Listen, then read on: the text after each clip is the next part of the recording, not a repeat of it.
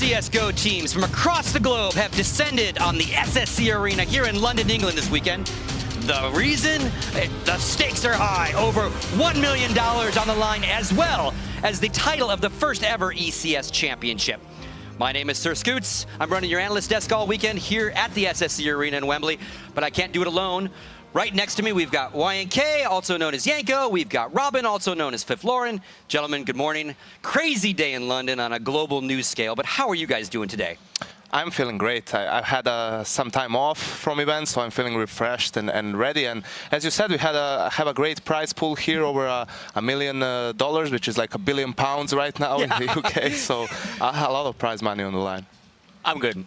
You can't complain? Yeah. I agree with Yanko, actually. You know, right after the tournament's over, maybe go to a little bit of a shopping spree for the winners and also for myself. You know, since we are also making that bank. Yep.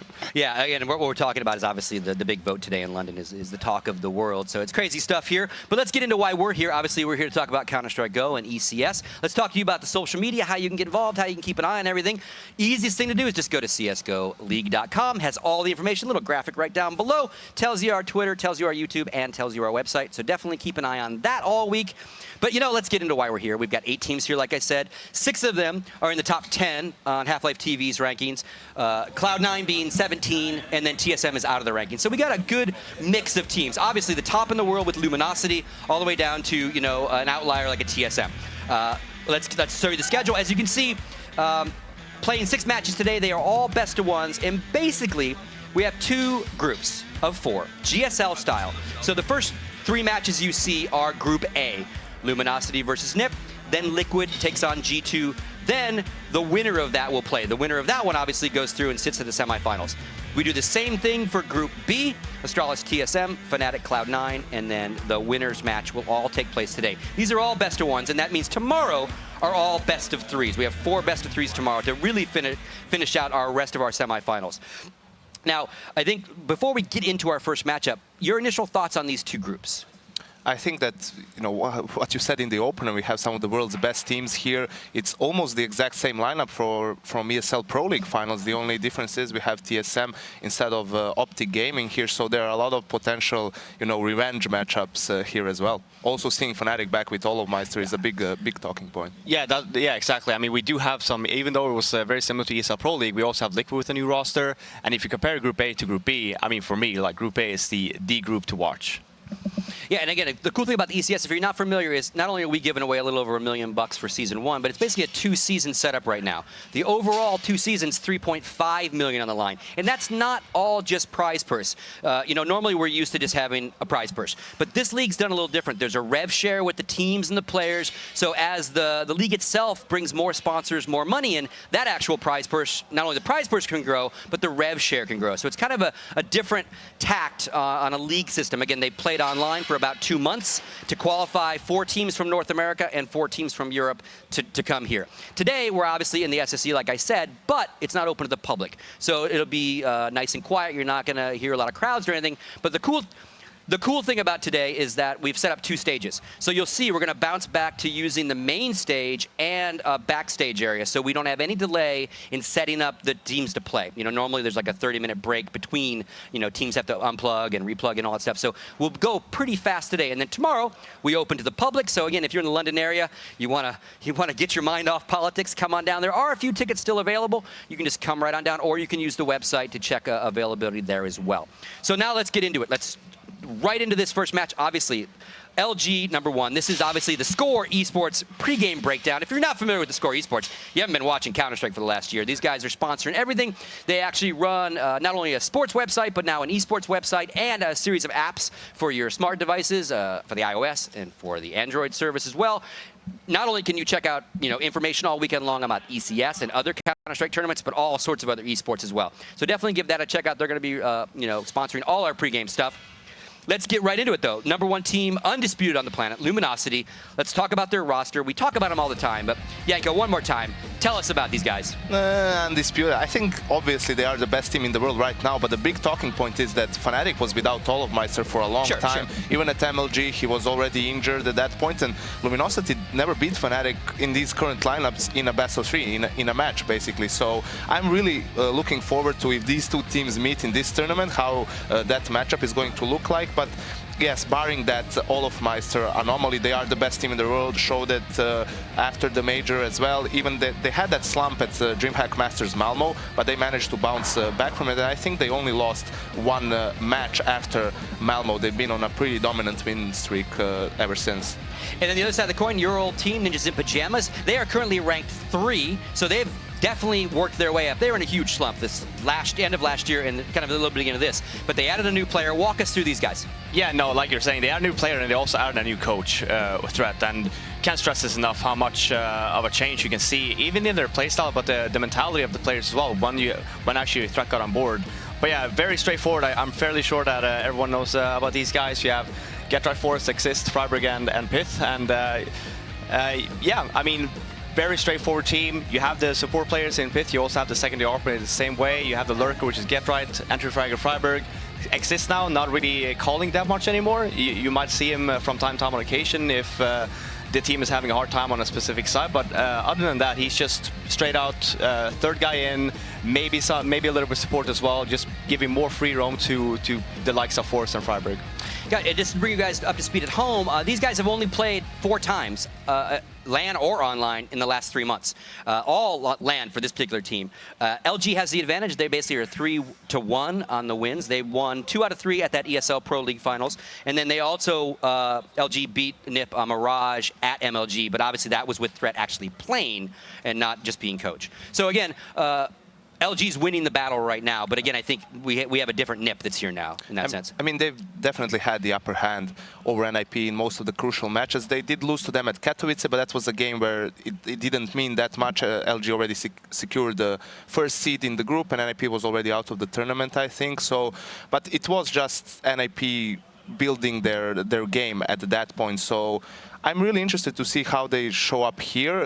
Flasha had a great interview with Lurpis saying that NiP is a bit predictable at this point, which is true, but we need to take that into context, that NiP last year, as you mentioned, a huge slump, didn't win one championship. Now they're in a position to challenge other teams, to be a contender for championship. So now it's up to them to broaden their game, basically. All right. And we got our players to watch in front of you guys, and obviously we'll be picking different players depending on the scenario. So this time we picked Fallen and Forest, kind of no-brainers, but again, you could look at Luminosity and say, well, maybe not Fallen, maybe it should be a coldzera or someone else. But walk us through that choice, Michael. Well, for Fallen, obviously, he is the main opper of the team, and even though Forest picks up the op mostly for NiP, I don't think he's on the level as Fallen is. He is one of the best oppers in the world right now, and also being the in-game leader of the team, he is going to be the one who's going to play those mind games with Threat regarding, you know, the macro play, the strats, reading each other's games. So I think he's the main player for LG in this matchup. All right, and on the other side of the coin, your old teammate Forest. Yeah, no, Janko was talking about the primary opera, and that's the beauty of Counter-Strike, where you don't have to play the same kind of game. You have the likes of Luminosity, you have the likes of Navi that puts heavy focus on their main opera, or you have Fallen, you have Guardian, whereas for teams like NiP and Fnatic, they don't tend to really have a primary opera. They have players that can pick up the op, right? And Forest is a very good person to actually highlight here, because you always know that GetRight will always almost show up, and then Forest was in a little bit of a slump last year, at the end of last year, but I feel now with the addition of Threat, probably, and then as well, because now you had a little bit before and he was the primary opper, maybe he got a secondary, now you have a lot more free roam. It's like, well, I want to pick up the op this round, or no, actually I don't feel like it. So Forest is it's a play that he needs to be on point here throughout this tournament to actually have NiP even be remotely close to succeeding. All right, well, let's get right into it. We're going to start the vetoes and picks. It's not a pick system anymore, at least at this league. It's just a ban system. The way the system works, folks, is there's a coin flip with the 2 captains. The winner of the coin flip gets to decide if they want to be the first ban or if they want to have that last ban. Again, they're each banning 3 maps. That'll just leave us 1 map. Seven maps in the pool. So as you can see, our first ban has happened. Why don't you walk us through it, Janko? Luminosity. Yeah, we see that Luminosity went with Overpass first. I think think that they're going to veto cash at some point, basically. And it's NiP's best map. It's a map Luminosity did remove from their map pool after they had some really bad results on it. Again, okay. We see it's the other way around. So it was NiP banning Overpass, and then so it's very straightforward. These two teams, they don't play Overpass, they don't play cash. So NiP they played Overpass a little bit during DreamHack, but right after they lost that series in the group stage on Mirage, and then you just saw throughout that tournament that NiP just ended up banning Mirage throughout until the final. So very straightforward bans here. Same with Luminosity's cash ban here. Okay, so this is still reverse. So it's NiP now vetoing Mirage. Okay. Yeah.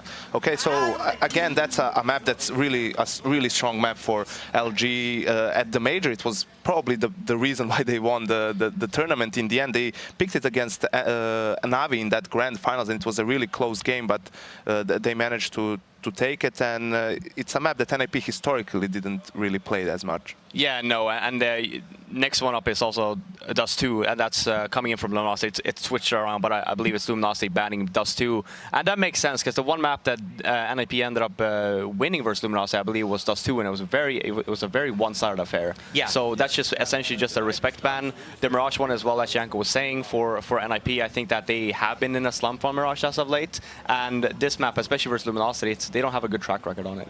Yeah, you see Cobble coming in, and again, yeah, I'm pretty sure that's flipped as well, because again, that's another map that LG beat NiP on, so they wouldn't have banned that probably. Yeah, it's on a piece ban, yeah. Yeah, and then we got one more coming in, and that's also then going to give us what our real map is. And we've been talking all day, we've been joking and rehearsing it's Train, and it is in fact Train, gentlemen. I feel that this is NiP making the choice of the map in the end, because when they ban Cobble instead of Nuke, they basically are predicting that Luminosity or gambling in a way that Luminosity is going to veto Nuke. So I think that they were aiming for Train when we had those 3 maps in the end left. Yeah, man, but you see here as well, the fact that NiP leaves Nuke in the map pool. Luminosity has played it once, I think, and I believe that they won. I think it was actually very close, 16. Yeah, it was at T-League, they had a comeback against Liquid, I think. Yeah, and by the looks of it, I don't think that NiP would gamble to the point where it's like, well, we have never played this map, so we'll just leave it and hope that Luminosity bans it. I think that just based on the veto, that we're going to see, potentially a new game here coming from NiP this weekend. Why else would it not ban it? And just some information on Train. Again, thank you, HLTV, for the information. Over the last 3 months, between online and LAN play, Luminosity is 12-1 on Train. And NiP is, where are you at, NiP? 7-3. I think for LG, it's a map that you don't see them play it that often at big tournaments, at least I have this feeling. And for Cobble in particular, we saw them struggle on that map a lot at E-League, so maybe a sort of a favor by NiP to Luminosity that they vetoed the Cobble out for them. But Train is definitely an interesting map, because Luminosity, obviously with Fallen and coldzera, they have the potential for that double op setup on the CT side, and you will just keep an eye out for Luminosity. They really like to have control of Ivy on both CT and T side. They move around a lot. You will see them maybe even fall on coldzera depending on spawns, play aggressive with the op, try and push for a pick or go aggressive towards B app. So they really make things happen on their CT side. Yeah, and I think for NiP here, on their CT side, we actually might have the potential of seeing double up setup and also an auto sniper coming in from, I believe it's actually Xizt more that picks it up more than Get Right. And that pretty much works both ways. If they're just dominating their CT side, then you might actually see that auto sniper coming in. And also if not having a good CT side either, that's just a fallback plan as well. It's like, well, yeah, we do have these 2 snipers and we also have the auto sniper. But as on their T side, it's very straightforward. Threat is basically holding the reins there, just default all the way, and then after a while just execute. And that's why Luminosity's style on the CT side is really good against, playing against those defaults. It's why they were always able to play to have close games against Navi on Train, which is maybe even the best T-side team on Train right now. So for me, it's going to be a question of how prepared Luminosity is for what NiP has in store. I don't think NiP had the time, or I don't even think it's smart for them to try and revolutionize their game, after their last showing. I think they're gonna stick with their guns so far. So I feel that, yeah, it's gonna be up to LG dictating the pace of this game. Okay, they're about to tell me NiP won the knife. They do a knife round to decide side, so I'm waiting to hear exactly what they picked. I would think they're probably going to pick CT, but I guess you never know how they're feeling on the T side. I think it's the first game of the tournament. I think NiP actually might just end up picking the T side here. And one thing to note as well, NiP, we saw it last week on DreamHack. They picked CT. Okay. I mean, we saw that during the whole tournament stage on DreamHack. I think NiP had almost like 30% win chance on the pistol round. And Luminosity, they're not bad pistol players by any means. So we might actually hear. I really hope that this weekend that they have a few days off traveling over here, that he worked on the pistol rounds, because that's going to hurt him at the end. All right, well, gentlemen, it's about to start. You can see they're having their final huddle. I got to ask you, predictions? I have to go with LG here. I think that the main problem for NiP is that those pistol rounds and consistency, but I feel that it can be the same case at Pro League. Whichever team goes off to starts with a good, has a good start, basically they can run away with the game because they're both so good playing with advantages. Yeah, it's the same for me. I would have preferred NiP to pick the T side first, because now we were talking about the pistol rounds. If Luminosity gets a good start here, on NiP CT side, I feel like LG might actually run away with this. All right, well, that's going to do it for us, gentlemen. Thank you very much. Bringing you all of Group A action, much like we're doing, is going to be James and Dan. Dan, take it away. Or James. Why not James? Why does it have to be Dan? We definitely said that I was going to talk first anyway. Yeah, I'm looking forward to this. It's a big game to start things off here. NiP versus Luminosity straight away. So I hope both teams come out guns blazing. I think it's a great match. Map choice as well between these two teams. I think they're going to match up quite well on it.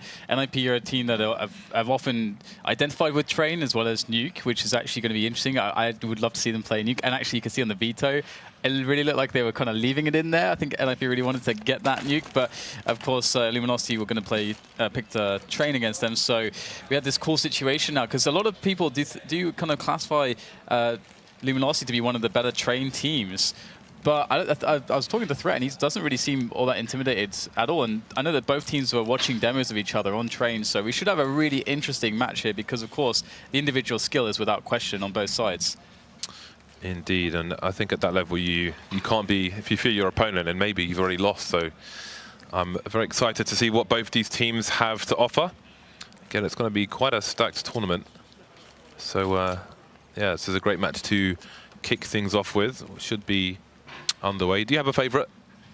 I actually feel it's actually really, really close, but I'm leaning towards NiP at the moment, just because I feel like Luminosity might not have expected to be playing a Train against them. I think the veto process between both teams is really interesting at the moment, especially considering that both teams, are very good on a lot of the same maps. I mean, ignoring Cash, for example, that's one map you don't really consider for Luminosity so much. But when you're talking about Dust 2, that's like another interesting one, because I was thinking, will this one go to Dust 2? Will they leave Dust 2 in there? Because both teams typically were actually not really playing Dust 2 for quite a long time, even though a long time ago, a year ago more, NiP really did like to play Dust 2 despite having terrible results there. They would always try to get it. Recently, they've been shoring it up a lot, and Luminosity have done the same thing, because of